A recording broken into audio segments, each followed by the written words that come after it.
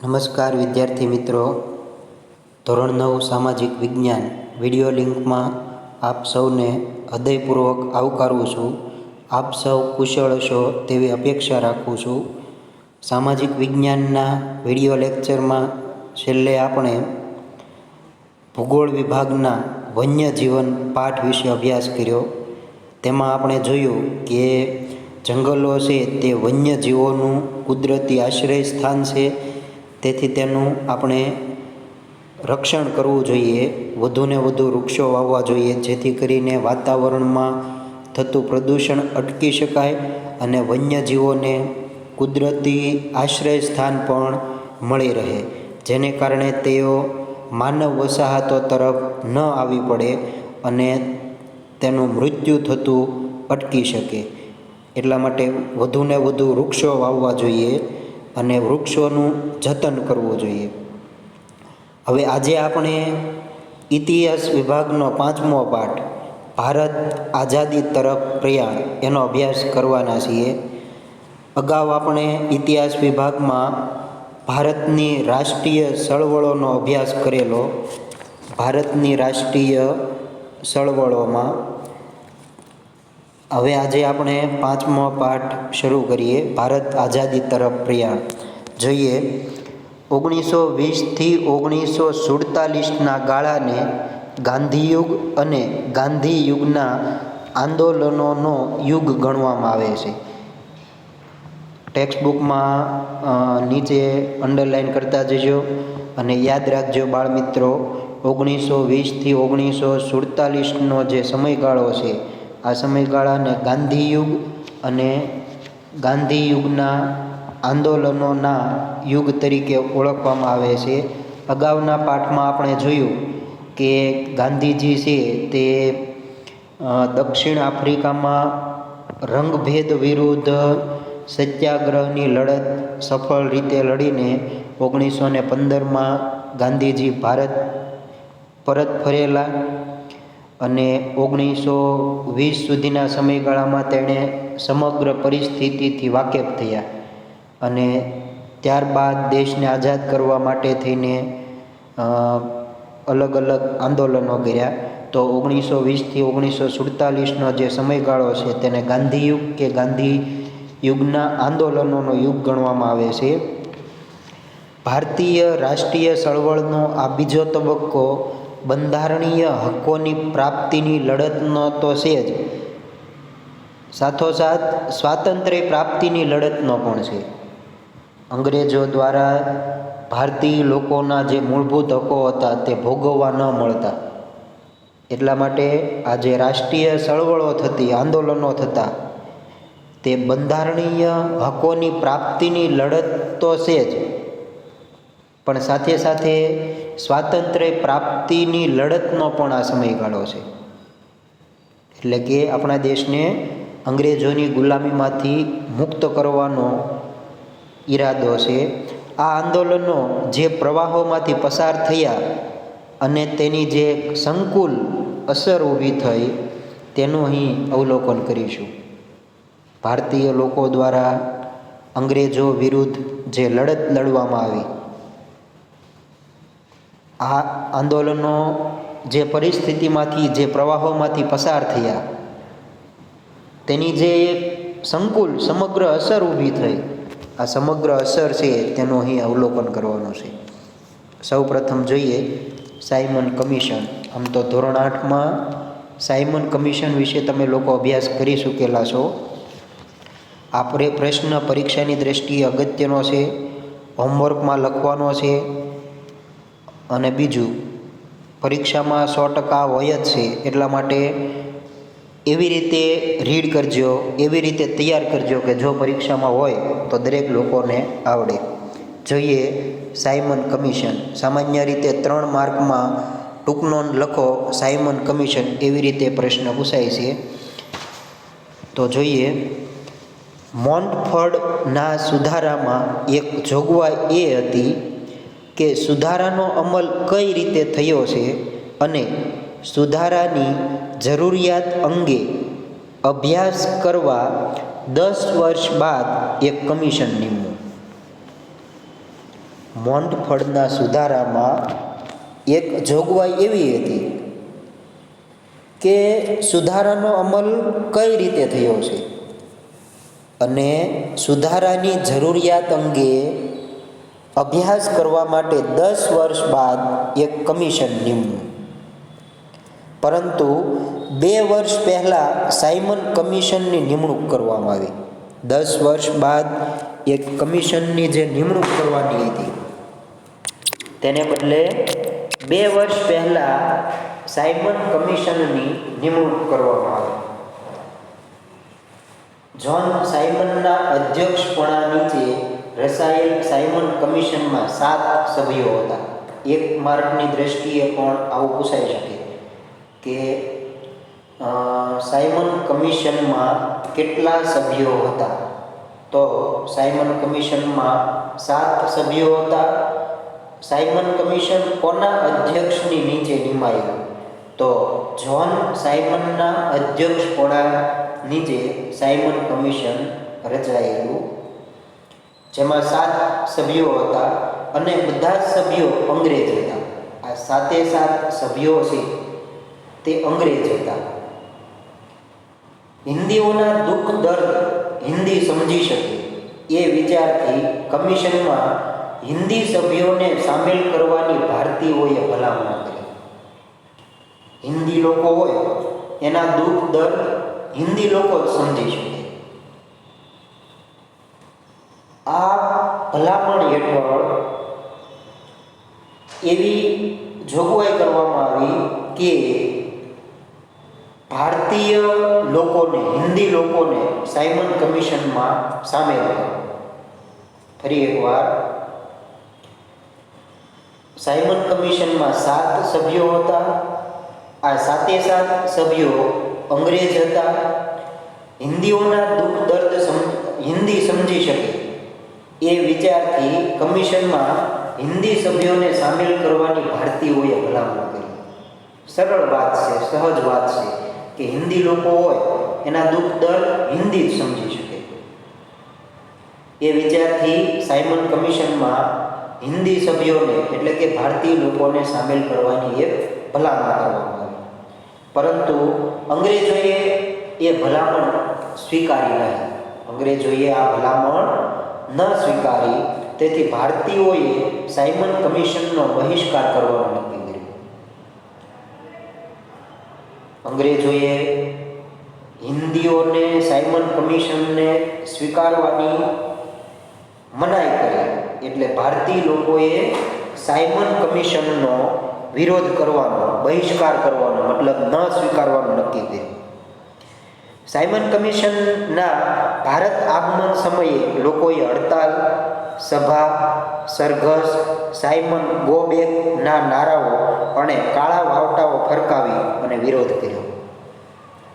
Simon કમિશનના Bharat આગમન સમયે એટલે સાયમન કમિશન જ્યારે ભારત આવ્યો ત્યારે લોકોએ હડતાલ પાડી, સભાઓ યોજી, સરઘસો કાઢવામાં આવ્યા અને આ સમગ્ર બાબતમાં સાયમન ગો બેકના નારાઓ લગાડવામાં આવ્યા અને કાળા વાવટાઓ ફરકાવી. વાવટાઓ એટલે એક પ્રકારની ધજા. કાળા વાવટાઓ ફરકાવી અને સાયમન કમિશનનો વિરોધ કર્યો. જેની સામે સરકારે દમન નીતિ વાપરી. અંગ્રેજ સરકારે જે લોકો સભાઓ યોજતા, સરઘસો કાઢતા, હડતાલો પાડતા, તેની સામે અંગ્રેજ લોકોએ દમન નીતિ અપનાવી. એટલે કે એને દાબી દેવા માટે, એને દબાવી દેવા માટે પૂરેપૂરા પ્રયત્નો કરવામાં આવ્યા. આ પ્રયત્નોમાં સરકારી દમન નીતિનો ભોગ લાલા લજપતરાય, ગોવિંદ વલ્લભ પંત અને જવાહરલાલ નહેરુ પણ બન્યા. અંગ્રેજ સરકારે જે દમન નીતિ અપનાવી તેમાં તે લોકો લાઠીચાર્જ કરતા, સામૂહિક ધરપકડ કરતા. આ દમન નીતિનો ભોગ છે તે લાલા લજપતરાય, ગોવિંદ વલ્લભ પંત અને જવાહરલાલ નહેરુ બન્યા. લાહોરમાં સરઘસની આગેવાની લેતા લાલા લજપતરાય ગંભીર રીતે ઘાયલ થયા. લાહોર મુકામે સરઘસની આગેવાની લેતા લાલા લજપતરાય છે તે ગંભીર રીતે ઘવાય છે. થોડા સમય બાદ તેનું મૃત્યુ થયું. થોડા સમય બાદ લાલા લજપતરાયનું મૃત્યુ થયું. લાલાજીના મૃત્યુના સમાચારથી ભગતસિંહ, સુખદેવ, રાજગુરુ વગેરે ક્રાંતિકારીઓ ઉશ્કેરાયા. લાલા લજપતરાય મૃત્યુ પામ્યા તેના સમાચાર જેવા સુખદેવ, ભગતસિંહ અને રાજગુરુને મળ્યા તેવા તેઓ લોકો ઉશ્કેરાયા અને લાઠીચાર્જનો આદેશ આપનાર અંગ્રેજ પોલીસ અધિકારી સાન્ડર્સની હત્યા કરવામાં આવી. લાલા લજપતરાય પર લાઠીચાર્જનો જેણે આદેશ આપેલો તેવા સાન્ડર્સની હત્યા કરવામાં આવી. આ પ્રશ્ન અગત્યનો હોય, ફરીવાર તેનું રિવિઝન કરીએ. મોન્ટફોર્ડ સુધારામાં એક જોગવાઈ એ હતી કે સુધારાનો અમલ કઈ રીતે થયો છે અને સુધારાની જરૂરિયાત અંગે અભ્યાસ કરવા 10 વર્ષ બાદ એક કમિશન નીમ્યું.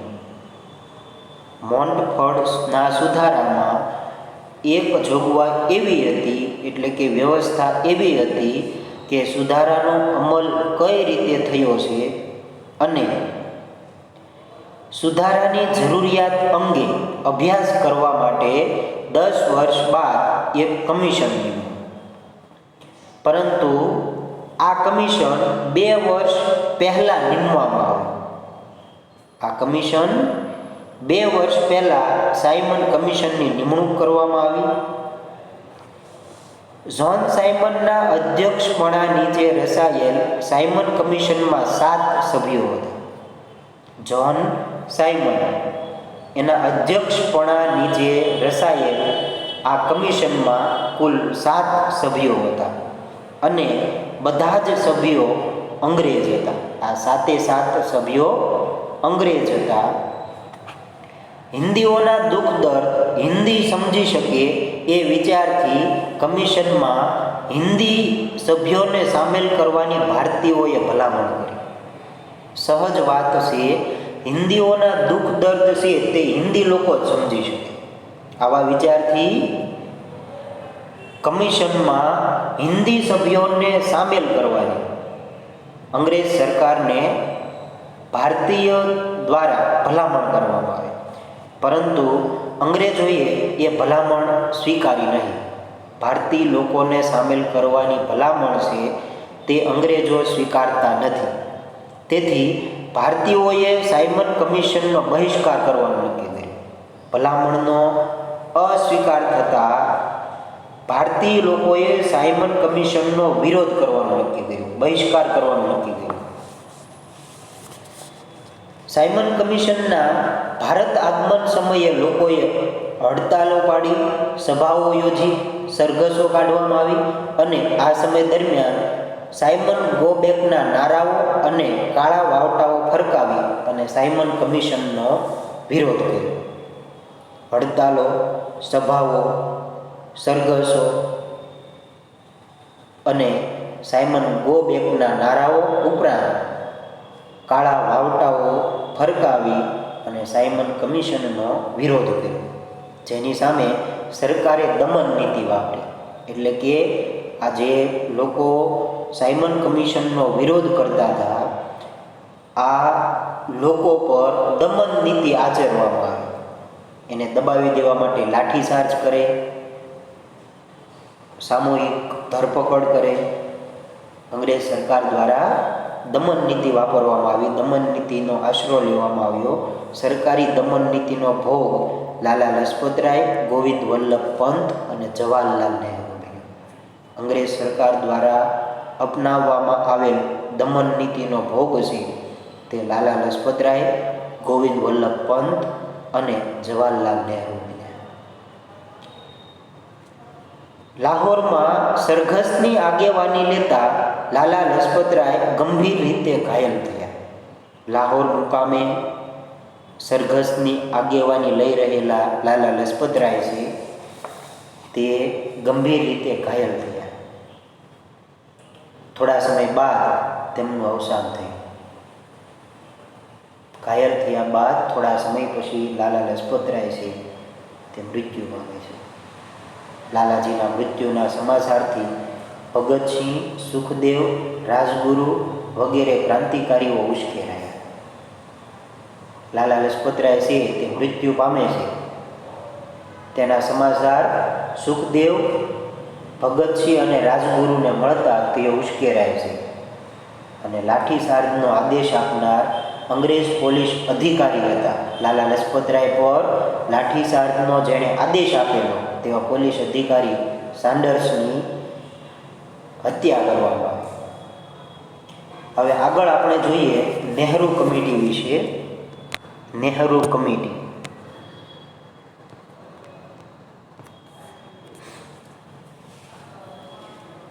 જોઈએ. સાયમન કમિશનનો બહિષ્કાર થતાં હિન્દી વજીર બર્કનહેડે સાયમન કમિશનનો ખરડો રજૂ કરતા જણાવેલ કે હિન્દના નેતાઓ બધા પક્ષોને અનુકૂળ બંધારણ ઘડી આપે તો બ્રિટિશ સરકાર તેનો વિચાર કરશે. સાયમન કમિશનનો બહિષ્કાર થતાં હિન્દી વજીર બર્કનહેડે સાયમન કમિશનનો ખરડો રજૂ કરતા એવું જણાવ્યું કે હિન્દના જે નેતાઓ છે એ બધા પક્ષોને અનુકૂળ હોય એવું બંધારણ જો ઘડી આપે તો બ્રિટિશ સરકાર છે એ તેના પર વિચાર કરશે. આ આહવાનને પડકાર સમજી હિન્દી રાષ્ટ્રીય મહાસભાએ મોતીલાલ નહેરુના પ્રમુખ પદે આહવાન એટલે કે હિન્દી વજીર બર્કનહેડે સાયમન કમિશનનો જે ખરડો હતો તે રજૂ કરતા એવું જણાવ્યું કે હિન્દના નેતાઓ છે તે બધા પક્ષોને અનુકૂળ હોય એવું બંધારણ જો ઘડી આપશે તો બ્રિટિશ સરકાર છે તેના પર વિચારણા કરશે. એટલે આ આહવાનને પડકાર સમજી અને હિન્દી રાષ્ટ્રીય મહાસભા છે તે મોતીલાલ નહેરુના પ્રમુખ પદે નહેરુ કમિટીની રચના કરી. મોતીલાલ નહેરુના પ્રમુખ પદે નહેરુ કમિટીની રચના કરવામાં આવી. બધા પક્ષોને અનુકૂળ હોય તેવું બંધારણ ઘડવા માટે નહેરુ કમિટીની રચના કરવામાં આવી અને તેનો પ્રમુખ પદ છે એ મોતીલાલ નહેરુને સોંપવામાં આવ્યું. જે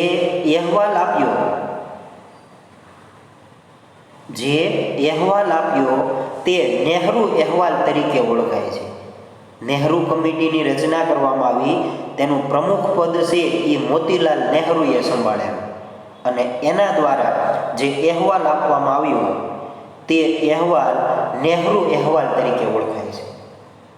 જેમાં સંસ્થાનિક સ્વરાજ્ય એટલે કે ડોમિનિયન સ્ટેટસ, ત્યારબાદ સ્વતંત્ર ન્યાયતંત્ર, મૂળભૂત અધિકારો,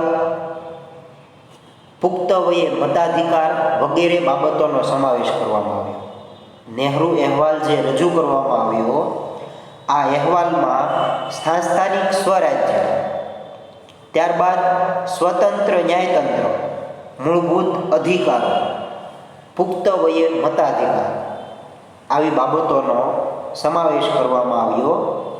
પરંતુ અંગ્રેજ સરકારે આ અહેવાલની ભલામણો સ્વીકારી નહીં. નહેરુ અહેવાલ જે સોંપવામાં આવ્યો તેમાં જે મુદ્દાઓ સામેલ કરવામાં આવેલા, સમાવેશ કરવામાં આવેલ તે અહેવાલ છે તે અંગ્રેજ સરકારે સ્વીકારવાની મનાઈ કરી.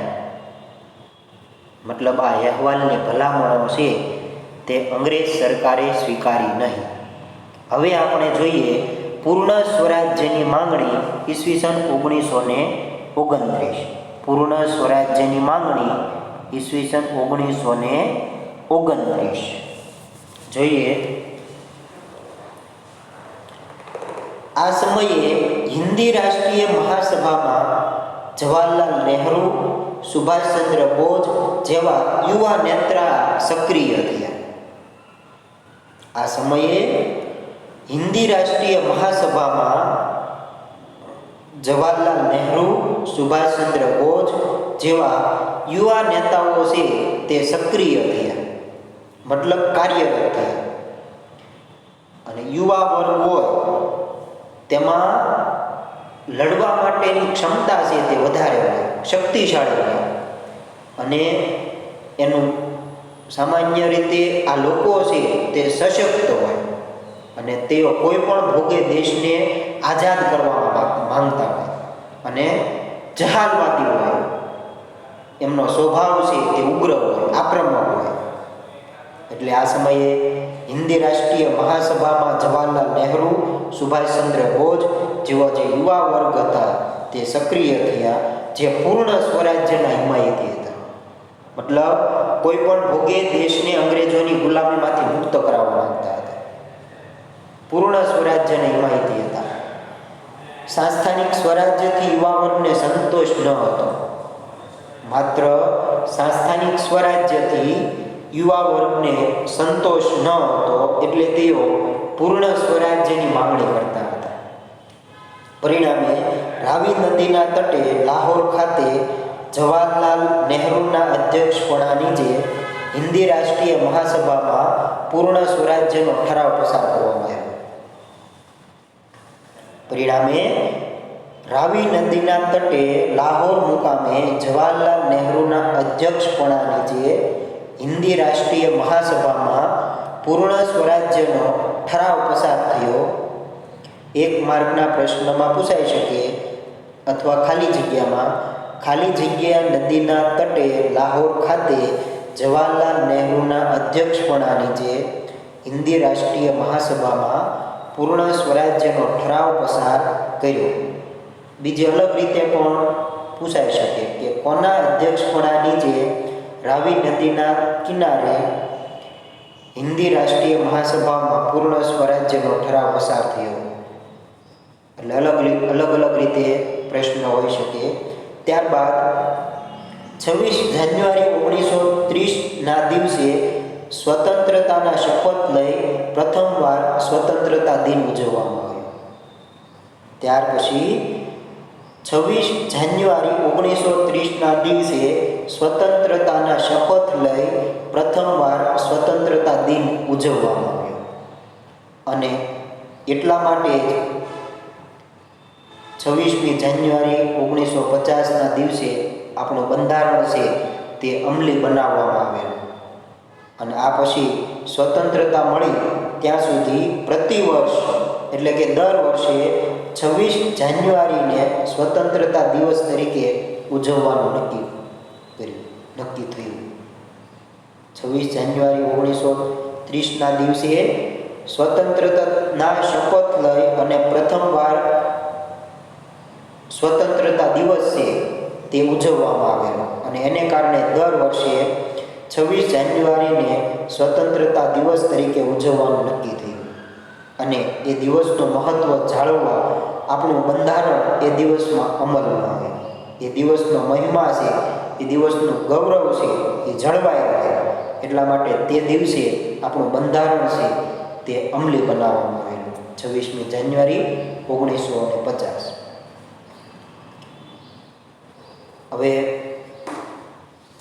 સમયની મર્યાદાને કારણે આપણે આગળ તો નહીં લઈ શકીએ, પણ અહીં આજે જે 3 ટોપિક લીધા એ ત્રણેય ટોપિકનું ફરી એકવાર રિવિઝન કરીએ. તો સૌ પ્રથમ આપણે ગાંધી યુગ અને ગાંધી યુગના આંદોલનોના યુગની વાત કરી. તો 1920થી 1947નો જે સમયગાળો છે, આ સમયગાળાને આપણે ગાંધી યુગ અને ગાંધી યુગના આંદોલનોના યુગ તરીકે ઓળખવામાં આવે છે. આ સમયગાળા અગાઉ ગાંધીજી છે તે દક્ષિણ આફ્રિકામાં રંગભેદ વિરુદ્ધ સત્યાગ્રહની લડત લડતા હતા અને એમાં એમને ધારી સફળતા મળેલી. અને ત્યારબાદ ઈસવીસન 1915માં ગાંધીજી છે તે ભારત પરત ફરેલા. અને ત્યારબાદ આપણે વાત કરી કે સાયમન કમિશન. તો સાયમન કમિશન છે તે પ્રશ્ન અગત્યનો હોય, હોમવર્કમાં લખવાનો છે.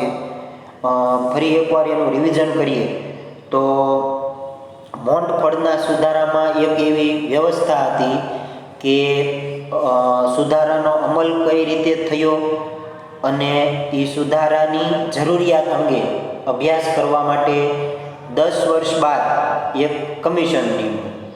પરંતુ બને છે એવું કે કમિશન છે તે 2 વર્ષ પહેલાં નીમવામાં આવે છે. હવે આ જે કમિશન છે તે જ્હોન સાયમનના અધ્યક્ષપણા નીચે નિમાયેલું. એટલા માટે આ કમિશનનું નામ છે તે સાયમન કમિશન રાખવામાં આવેલું. હવે આ કમિશનમાં એટલે કે સાયમન કમિશનમાં 7 સભ્યો હતા અને આ 7 સભ્યો છે તે અંગ્રેજ હતા, મતલબ ભારતીય એક પણ હતો નહીં. હવે એક સહજ વાત છે કે હિન્દીઓ હોય એના દુઃખ દર્દ છે તે હિન્દી જ સમજી શકે, અંગ્રેજ સમજી શકે નહીં. એટલે આ વિચારથી અંગ્રેજ સરકાર સમક્ષ એક એવી ભલામણ કરવામાં આવે છે કે આ કમિશનમાં હિન્દી સભ્યોને મતલબ ભારતીય સભ્યોને સામેલ કરો. પરંતુ આ ભલામણનો અંગ્રેજ સરકાર છે તે સ્વીકારતી નથી, અસ્વીકાર કરે છે. એટલા માટે ભારતીયોએ એવું નક્કી કર્યું કે સાયમન કમિશન છે તે જ્યારે ભારત આવે ત્યારે તેનો વિરોધ કરવો, મતલબ એનો સ્વીકાર ન કરવો, બહિષ્કાર કરવો.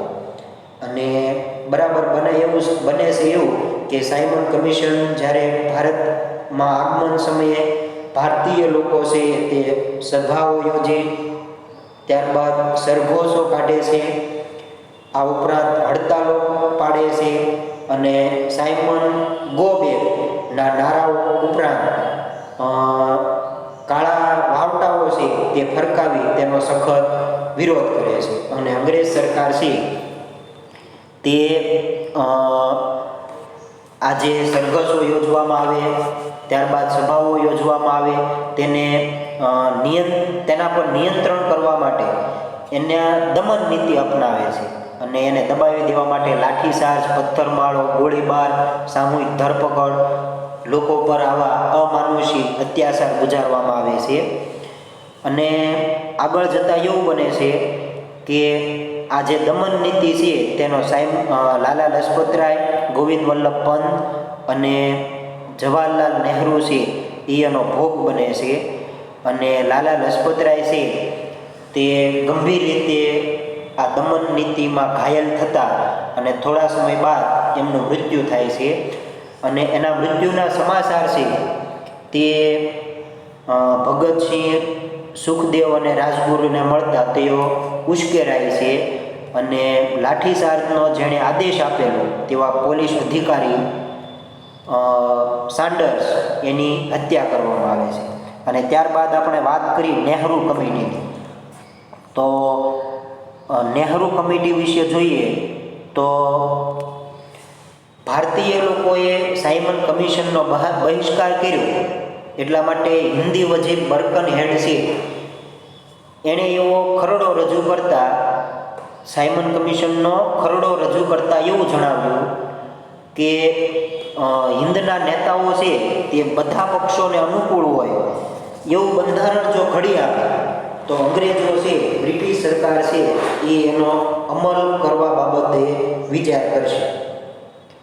અને આ આહવાનને પડકાર સમજી અને હિન્દી રાષ્ટ્રીય મહાસભા છે તે મોતીલાલ નહેરુના અધ્યક્ષ પદે નહેરુ કમિટીની રચના કરે છે. અને નહેરુ કમિટીની રચના કરે છે અને જે અહેવાલ આપ્યો તે નહેરુ અહેવાલ તરીકે ઓળખાય છે. અને આ અહેવાલમાં આ બાબતોનો સમાવેશ થતો હતો. એમાં જે બાબત જણાવેલી તેમાં સંસ્થાનિક સ્વરાજ, ત્યારબાદ સ્વતંત્ર ન્યાયતંત્ર, મૂળભૂત અધિકારો, આ ઉપરાંત પુખ્ત વયે મતાધિકારનો સમાવેશ થતો હતો. પરંતુ આ અહેવાલ છે તેનો અંગ્રેજ સરકાર છે તે સ્વીકાર કરતી નથી. ત્યારબાદ આપણે પૂર્ણ સ્વરાજ્યની માંગણી એના વિશે અભ્યાસ કર્યો. તો આ સમયે હિન્દી રાષ્ટ્રીય મહાસભા છે એમાં યુવા નેતાઓ હતા તે સક્રિય થયા અને આ જે નેતાઓ હતા તે પૂર્ણ સ્વરાજ્યની માંગણી કરવાવાળા હતા. એને સાંસ્થાનિક સ્વરાજ્યથી સંતોષ હતો નહીં. દેશ છે એ પૂરેપૂરો અંગ્રેજોની ગુલામીમાંથી મુક્ત થવો જોઈએ એવી માંગણી કરનારા લોકો હતા. અને એને કારણે લાહોર મુકામે રાવી નદીના કિનારે 26મી જાન્યુઆરી 1930ના દિવસે